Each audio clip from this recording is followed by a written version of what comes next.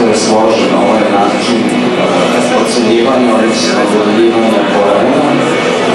Ono što reče malo da je neka fakulteta tehničkih nauka, ukoliko se sruši neka izgrađena struktura protivnika, to se sankcioniše, ali na sledeći način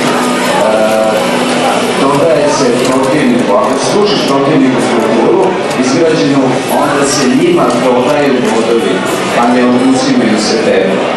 Dakle, sad sam dobio dodatnih objašnjenja da se ne igra po principu svakim, nego kako u šahu, to je takozvani švajcarski sistem, dakle igraju najbolji sa najboljima i tek u onoj drugoj fazi takmičenja imat ćemo eliminacije, odnosno mečeve na isprede.